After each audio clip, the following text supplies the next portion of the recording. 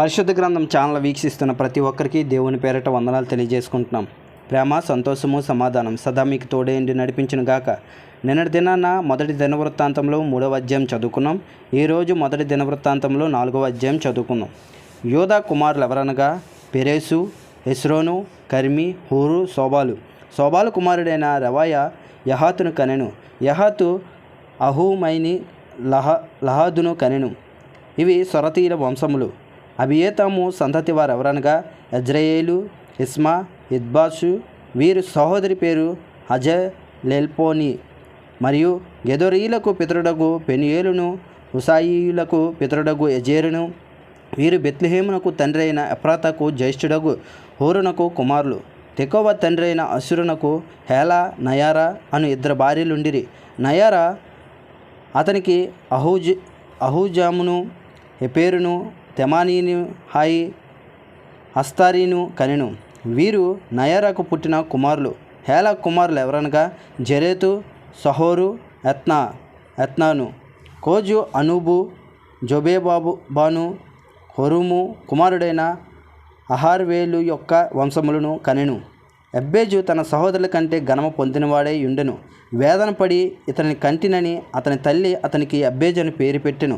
ఎబ్బేజు ఇశ్రాయేలీల దేవుని గూర్చి మొర్రపెట్టి, నీవు నన్ను నిశ్చయంగా ఆశీర్వదించి నా సరిహద్దులను విశాలపరిచి నీ చేయి నాకు తోడుగా దయచేసి నాకు కీడు రాకుండా దేవుడు అతడు మనవి చేసిన దానిలో నుండి నన్ను తప్పించుము అని ప్రార్థింపగా దేవుడు అతడు మనవి చేసిన దానిని అతనికి దయచేసెను. సువాహు సహోదరుడైన కెలూబు అస్తోనునకు తండ్రి అయిన మెహీరును కనెను. ఎస్తోను బెత్రాపాను, పసేయను, ఇర్నాహాసునకు తండ్రి అయిన తెహిన్నాను కనెను. వీరు రెకావారు. కనాజు కుమారులు ఒత్నీయేలు, సెరాయ. ఒత్నీయేలు కుమారులలో హతాతు అను ఒకడుండెను. మెయానోతై ఒప్రాను కనెను. సెరాయ పనివారి లోయలో నివసించు వారికి తండ్రి అయిన యవాబును కనెను. ఆ లోయలోని వారు పనివారై ఉండిరి. ఎపున్నే కుమారుడైన కాలేబు కుమారులు ఈరు, ఎలానయీము. ఏలా కుమారులలో కనాజు అని ఒకడుండెను. యహల్లేలు కుమారులు జీఫా, తెర్యా, అసారియేలు. ఎజ్రా కుమారులు ఎతేరు, మెరేదు, ఎఫేరు, యలోను. మెరేదు భార్య మిరియామును, సమ్మాయిని, ఎష్టమోను. వారికి పెద్దయిన ఇస్బాహును కనెను. అతని భార్య అయిన యెహూదియ గెదోరునకు ప్రధాని అయిన ఎరేదును, సోకోకు ప్రధాని అయిన హెబెరును, జనోహుకు ప్రధాని అయిన యెకూతీయేలును కనెను. మెరేదు వివాహం చేసుకుని ఫరో కుమార్తె అయిన బిత్యాకు పుట్టిన కుమారులు వీరే. మరియు నహాము సహోదరి అయిన హుదియా భార్య యొక్క కుమారులు ఎవరనగా గర్మీయుడైన కెయిల, మాయాకతీయుడైన ఎష్టోము. సిమోను కుమారులు అమ్నోను, రెన్నా, బెన్వానాను, తీలోను. ఇసి కుమారులు జోహేతు, బెంజోహేతు. యోధా కుమారుడైన సెలాహు కుమారులు ఎవరనగా లేకాకు ప్రధాని అయిన ఏరు, మరేషాకు ప్రధాని అయిన లద్దాయి. సన్నపు వస్త్రములు నెయ్యు అజ్బేయ ఇంటి వంశకులను, యకీమీయులకును, కొజేబాయిలకును, యవాసు వారికిని, మోయాబులో ప్రభుత్వము నొందిన సరాపీలకును, యశూబి లేహేయము వారికిని అతడు పితరుడు. ఇవి పూర్వకాలపు సంగతులే. వారు కుమ్మరి వాండ్లై నెతాయిము నందు, గెదేరు నందును కాపురముండిరి. రాజు నియమము చేత అతని పని విచారించుటకే అచట కాపురముండిరి. సిమ్యోను కుమారులు నెమియేలు, యమీను, యరీబు, జరాహు, సౌలునకు సల్లూము కుమారుడు, సల్లూమునకు మిబ్సాము కుమారుడు, మిబ్సామునకు మిస్మా కుమారుడు. మిస్మా కుమారులలో ఒకడు హమ్ముయేలునకు జక్కూరు కుమారుడు, జక్కూరునకు సిమ్మి కుమారుడు. సిమ్మికి 14 కుమారులు, 6 కుమార్తెలను కలిగిరి. అయితే అతని సహోదరులకు ఎంతోమంది కుమారులు కలగలేదు. యోధా వారు వృద్ధి అయినట్లు వారి వంశములన్నీ వృద్ధి కాలేదు.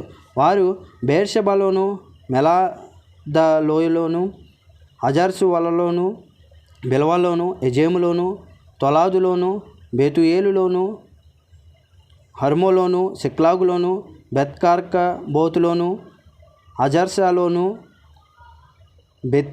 బెత్బీరులోను సరాయింలోను కాపురముండిరి. దావీదు ఏలుబడి వరకు వారు ఆ పట్టణములలో కాపురముండిరి. ఏతాము, అయ్యను, రిమ్మోను, తోకేను, ఆసాను అనువారు ఊళ్ళు 5. బయలు వరకు ఆ పట్టణములు పొలములు వారి వశమున ఉండెను. ఇవి వారి నివాస స్థలములు. వంశవళి పట్టీలు వారికి ఉండెను. వారు మెషిబాబు, ఎమ్లేకు, అమజ్య కుమారుడైన ఏసా, ఏవేలు, అసియేలు కుమారుడైన సెరాయకు పుట్టిన యెషిబ్యా కుమారుడైన యెహు, ఎల్యోనై, యహాకోబు, యెషోహోయ, ఆసాయ, అదియేలు, యెషిమియేలు, బెనాయా, శమాయకు పుట్టిన సిమ్రి కుమారుడైన యదాయకు పుట్టిన అల్లోను కుమారుడైన సీపి కుమారుడైన జీజా అనువారు. పేర్ల వరుసను వ్రాయబడిన వీరు తమ తమ వంశములో పెద్దలై ఉండిరి. వీరి పితరుల ఇండ్లు బహుగా వర్ధిల్లెను. వీరు తమ మందల కొరకు మేత వెతుకుటికై గెదెరునకు తూర్పునున్న పల్లపు స్థలమునకు పోయి మంచి బలకరమైన మేతయు నెమ్మదియు సుఖమును గల విశాల దేశమును కనుగొనిరి. పూర్వమందు హాము యొక్క వంశపు వారు అక్కడ కాపురముండిరి. పేర్ల వరుసను వ్రాయబడి ఉండి వీరు యోధా రాజైన హిజ్కియా దినములలో అచటకు వచ్చి అచట కనబడిన వారి గుడారములను నివాస స్థలములను పడగొట్టి వారిని హతము చేసి అచట తమ గొర్రెలకు తగిన మేత కలిగి ఉండటి చేత నేటి వరకు వారి స్థానములను ఆక్రమించుకొని ఉన్నారు. సిమియోను కుమారులైన వీరిలో 500 మంది తమ పైన ఈసి కుమారులైన పెలాట్యాను, నెయర్యాను, రఫాయాను, ఉజేలును అధిపతులుగా నిర్ణయించుకొని శయీరు మన్యమునకు పోయి అమలేకీయులలో తప్పించుకొనిన శేషమును హతము చేసి నేటి వరకు అచట కాపురమున్నారు. ఇంతటితో మొదటి దినవృత్తాంతములు 4వ అధ్యాయం పూర్తయింది. రేపటి దినాన మొదటి దినవృత్తాంతంలో 5వ అధ్యాయం చదువుకుందాం. ప్రేమ, సంతోషము, సమాధానం సదా మీకు తోడై ఉండి నడిపించునుగాక. ఆమేన్.